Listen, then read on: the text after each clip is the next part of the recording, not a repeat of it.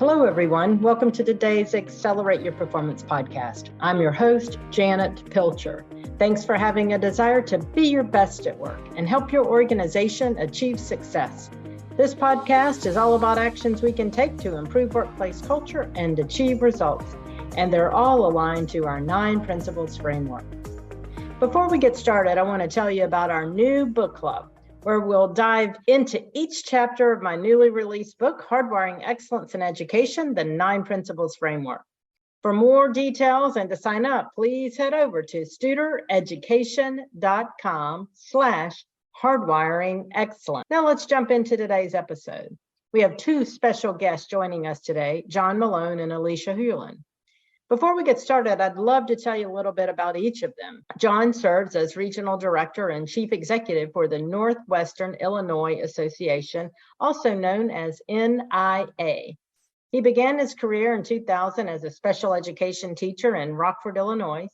From there, he went on to become a consultant for the Illinois Autism Project, a special education supervisor, and an assistant director of special education for Rockford Public Schools. He joined NIA in July 2015 as director and CEO. Jon believes the key to providing unmistakable value to NIA partners is a relentless focus on employee engagement and process improvement. Now let me tell you a little bit about Alicia. Alicia serves as Executive Director of Human Resources and Strategic Engagement at South Louisiana Community College. She has served the community college for just over 17 years. Alicia has demonstrated history of working in higher education industry with diversity, equity, and inclusion experience, people management, and a strong commitment to the employee experience. She's also skilled in coaching and mentoring, team building, employee conduct, and public speaking. I invited Jon and Alicia today because they are shining examples of leaders committed to excellence in their organizations.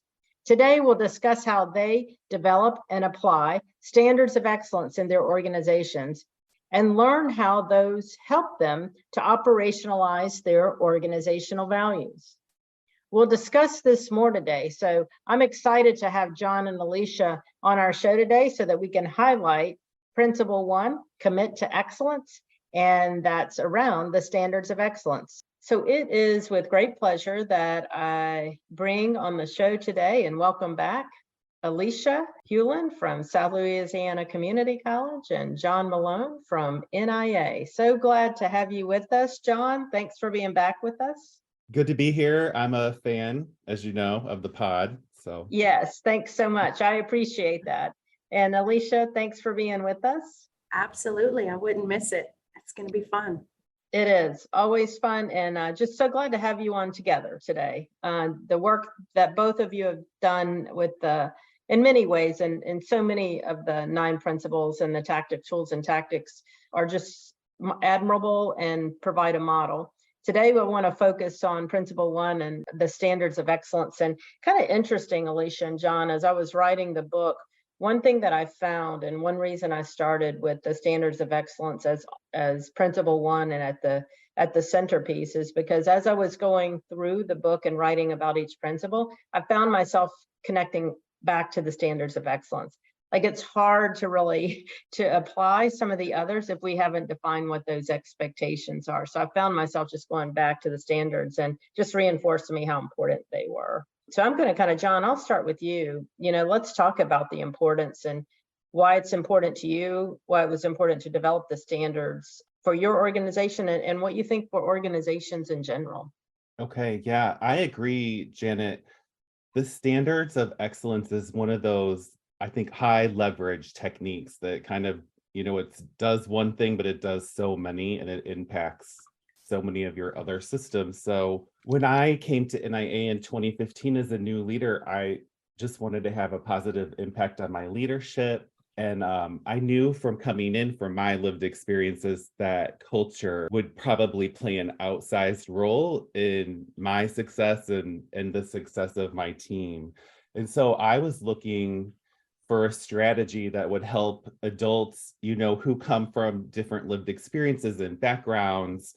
They've been in different, places of employment and with different leaders. And I wanted to find a strategy that would help us agree on a way that we could all come together and do our work. And so just going through that process of just defining observable behaviors based on our core values, and then teaching that they're expected from everyone in the organization, provided some clarity and direction around that for our team. Yeah, so good. And both of you all teach to them so well, by the way. And that's one reason I highlighted, I know kind of the backstory to the stories too, but it's not just you created them and they just sit there. I mean, you constantly teach to them. So, and that's what keeps them alive and in the organization, right? So important there. Absolutely. I think once you create the standards, you do need to monitor, just as if you're teaching, in a classroom, you need to monitor that what you think should happen is happening, and then reteach or make sure, strengthen your onboarding or teach the standards in a different way so that you get, the expected behavior. That's right. And that's what's key there. So Alicia, I know, that we kind of started years ago, a way we operationalized the values and really began to shift the culture. So talk a little bit about why it was important for you all. I know I've just kind of generally called standards of excellence. You all call them standards of practice, but why important? Well, when I sat here and started reflecting about our standards of excellence, I remember that these were really created in a time where we were building a foundation, right? And so when we take a step back and we look at those standards of excellence as a framework for a foundation that really provides a frame of reference for everything we do. Like you said, when you were writing the book, you kept going back to those standards. Well, I feel like as we're on our journey, whether it's year 3, 4, 5, or moving into our second strategic plan in lockstep with Studer, we're still using it as a vehicle for continuous improvement. And I think it really boils down to the values or the standards themselves. We use them as a mirror to kind of hold it up and say, hey, where can you be better? Where can we push forward? Where can we improve? And with that, it's provided some clear direction of where processes need to be improved or things need to be changed. Maybe we don't do something that we did years ago because we're constantly looking to evolve. And then again, I think there's still another arm of why it's so important, because it's helped employees understand what's expected of them. Sort of like that value alignment, like, yeah, this is what trust means to the organization. This is what collaboration means and looks like to our organization. And it's helping those employees understand a common expectation rather than applying their own definition or their own thought to what we mean.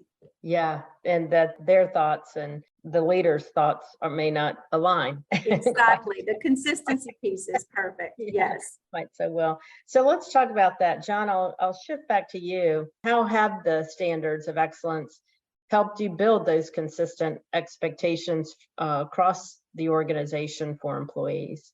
Yeah, well, I think one of the core concepts behind the standard strategy is that the behaviors are expected, by everyone on the team. And that includes, high, middle, and low performers and in leaders. And I think, I do call out the groups because in some cultures, there is an unevenness in expectation between maybe an employee and a leader, or a high performer that does their job well but doesn't do some pro-team behaviors very well.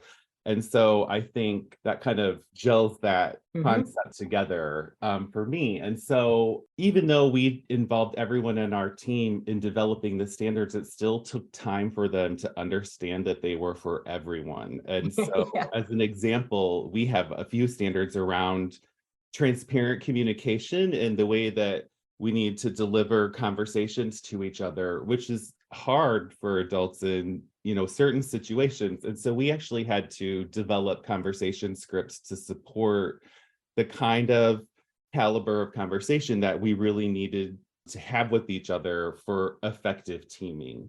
And so I think, in summary, the standards help our team recognize pro-team behavior, and they also start to recognize what is really anti-team behavior. And over time, our team has come to appreciate that strategy, that if we're stronger together as a team, and that means we do these things, and it also means that we don't do some other things. Yeah, so good. And I think as you're talking, John, and connecting back to Alicia, what you were saying as well, it's that consistent, it's really, and it does, I think the other thing that happens is you have the standards and you're always moving toward consistency, but you're not always consistent. I mean, you're consistent in the way you apply, but those standards really help us get back to that consistency. So, I think one thing I've kind of learned when people are like, well, the standards aren't working. Well, why aren't they working? I mean, they're working. We're going to get out of sync sometimes, but the standards help us pull back. Does that make sense there? Absolutely. So, I'm not going to be perfect all the time. I mean, 100%, but it allows us to pull back. So, I know, Alicia, you all have worked on that over the years with the transitions, with mergers, with transitions of leadership. Can you talk a little bit about those consistent expectations and how that's helped you there? Absolutely. So, as a baseline, I think we use our standards just to provide that benchmark, right? So you have those values, you have them defined. What do we mean when we talk about service and trust and accountability? But not only that, providing some examples of what that looks like. And so for us, in order to build the consistency, we've identified, what does quality performance look like? What do we expect as far as for ethical conduct and professional behavior? And we took the standards of practice probably to a little bit more detailed document than other partners you may have. And that was very intentional for us, because what we wanted everyone to understand is that this wasn't just a leadership document. This was a living document for even frontline staff employees to operate from. And so because we pushed it out that way, we had to break it down in another level, because I would go around and we would visit about the standards of practice, and I would have staff tell me, oh yes, we absolutely, I understand how I connect to trust and respect and integrity, but in my job, there's really not a whole lot for me to innovate. And I'm like, whoa, no, everyone has an opportunity to innovate. So what we did is we had departments actually personalize their standards of excellence. So they had the value, they had how we defined it or what it looked like in terms of the college. But then we said, okay, in accounting, in human resources, in student services, what do these look like? What actions are identified in those pieces and parts that help you understand how you connect? And so for us, that built consistency in everyone being able to say, oh no, I understand now how I contribute to innovation or collaboration or accountability. Because when it was pieced out and detailed in their personal department, they felt that connection, which then helped create buy-in to the overall strategic plan, because they understood it. They understood where they fit in. And I think that is one of the best ways we've used our standards of practice in building consistency. Yeah, and I think the one thing that you alluded to, that's great, and just having, I find myself saying that many of the tactics of what we do is really around having good conversations, right? Regardless of the tactic, it's whether it's data and looking at data, it's how do we build the standards and have good conversations? And as we look at those standards. And Alicia, you kind of alluded to, if you look in the book and you look at the examples, one reason, there are a number of reasons I used you all as examples. First of all, because you have a lot behind that. There's a lot that's not written in the book that you do, and you're just models with that. And they don't look alike, and they look different in many ways, because Alicia, as you mentioned, yours was, you all had to be more comprehensive in nature, because you were going through a culture shift when you developed them. You were merging two organizations together, right? And you had people who didn't necessarily want to be together. Yes, that is true. So that's a circumstance by which you were able to do that. So Jon, I just talk a little bit more before we move on to how you use them, just talk a little bit more about the makeup of your organization and what you were really wanting to accomplish. Like that, changing culture and really solidifying a foundation was important at SLCC. But, when you went into and said, as a leader, this is going to help me do X. Yeah. So for NIA, just to give you a little context, we are an organization that works with school districts, but the school districts must choose us annually. So we are not guaranteed our business from year to year, and we really have to focus on customer service to make sure that, our jobs are around for another cycle. So ultimately, in working with my team, I was looking to create effective, customer service providers, really people who would buy into that excellence principle, right? We're on a journey to excellence. And so we're out there to provide best in class customer service standards. And so as we were developing the standards, I think our team knew that that was our mission because we had been talking about the details of our business case and strategy. And so part of what made it into our standards is how we will behave as a team, knowing that if we behave that way, we'll have a positive impact on our customers. And we are just looking to demonstrate, that value that keeps them coming back. So yeah. So good. So I thank you all for doing that, because I think it helps our listeners just to understand it's not, two different purposes, although, the same type of tactic, but really kind of going at it from two different angles. And there could be, 10 more angles that people are trying to move forward with.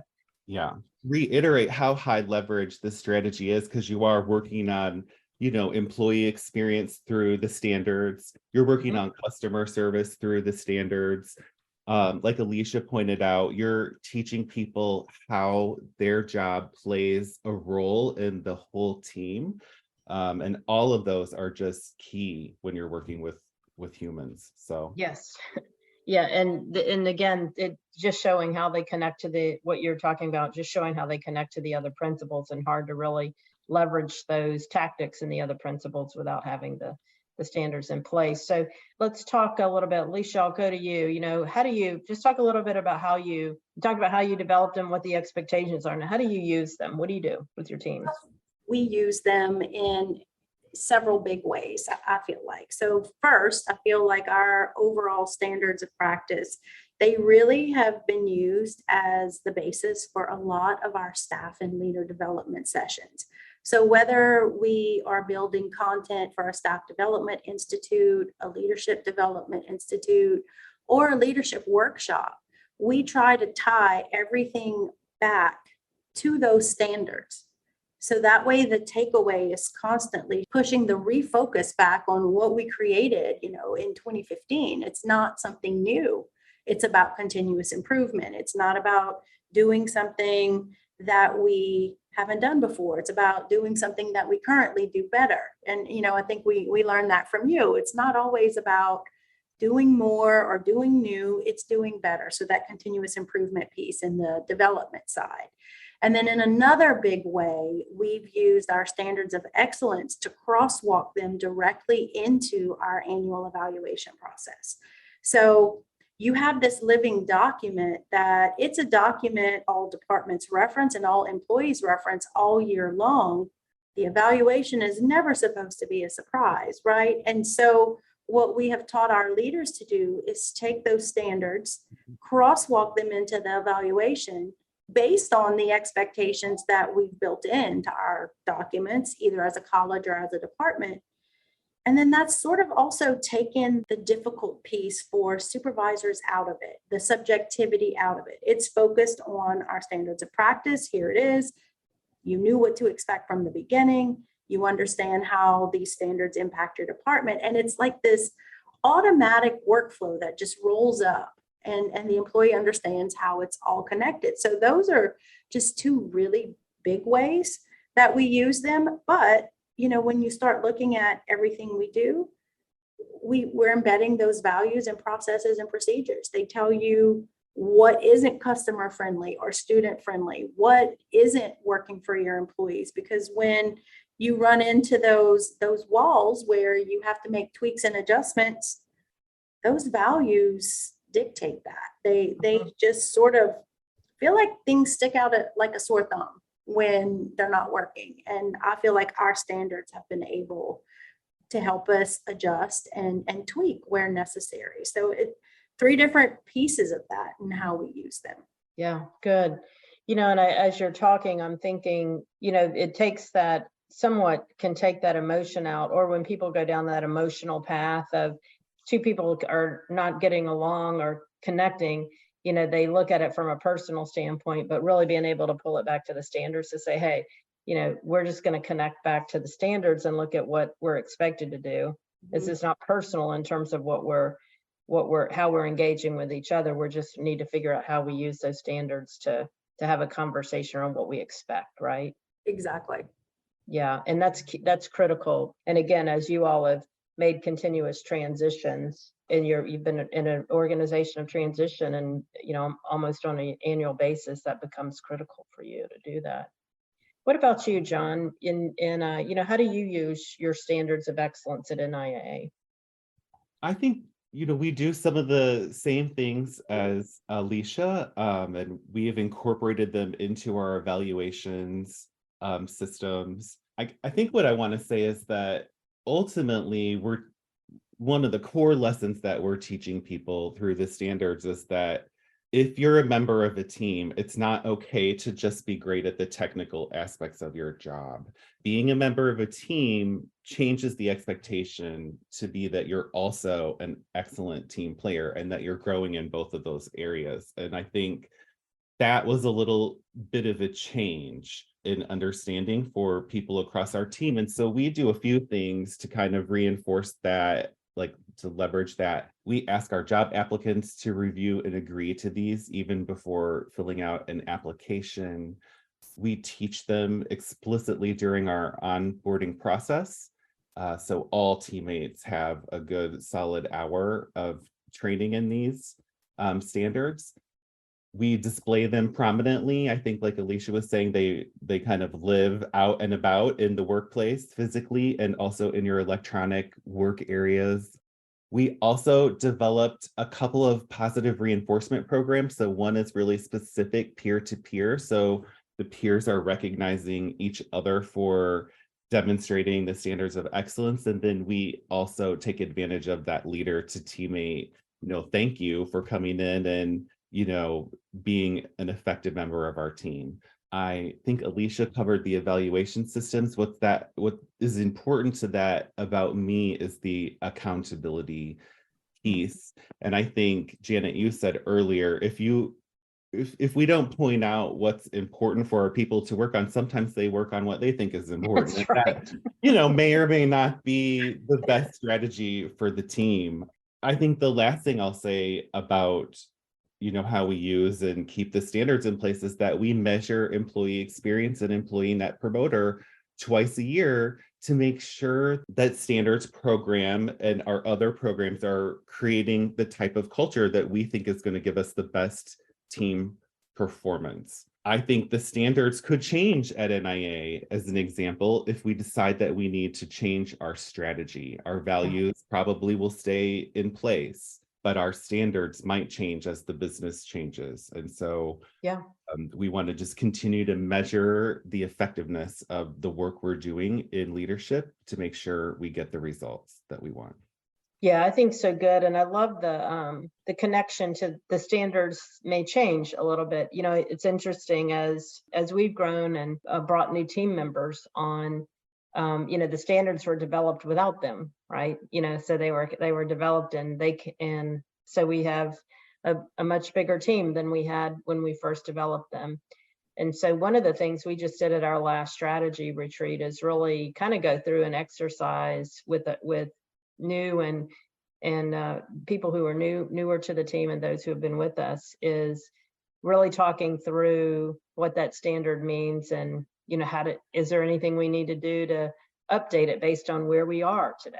The areas of the standards for the most part, like you said, stay the same, but those sub-components of them in terms of how we work together as a team as we grow, it's worth kind of taking a look and having conversations and being open to, if we need to modify, change, and tweak, and manage to that. It's theirs, right? I look at it from a leader, like, these aren't my standards. These are your standards. And you're helping me as a leader really understand what's meaningful to you. I mean, I have to agree that those things are meaningful, but they do. I mean, how many times do people who are working with you like get out of line in developing the standards? I've not seen it, right? I've not seen that. So No. they're going to give you, right? They're going to give you their best. And as a leader, we assume that, and we understand that, and we shift it to, these are your standards that you're helping guide me as a leader.